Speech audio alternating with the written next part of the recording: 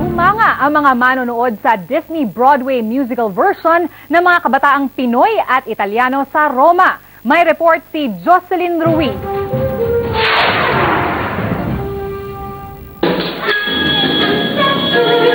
Sumabak at nagpakitang gilas ng husay nila sa pag-arte at pagsayaw ang 40 kabataang Pinoy at Italiano sa entablado ng Teatro Don Orione. Binuhay nila ang hit na Disney Broadway musical na When You Wish Upon the Star.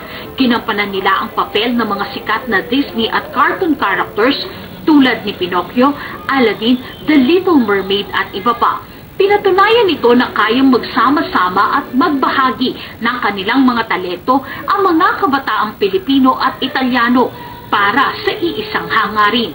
Kaya sulit ang 1 taon nilang paghahanda ng 2 oras na palabas, lalo na't malaki ang naitulong nito sa mga kabataang sumali. Mas natuto po ako na ma-improve yung sarili ko sa pagkanta, sa pagsayaw at pag-arte. Mahilig akong umarte, kaya naman masaya ako na nakasali ako dito.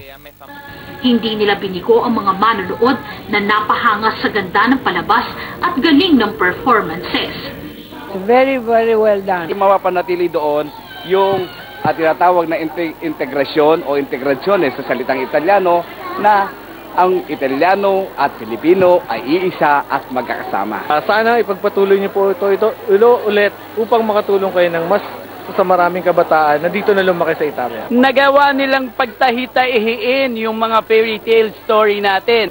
Ang matagumpay na palabas ay inorganisa ng Filipino Musical Academy sa pangunguna ni Jessie at Lenny Ramirez.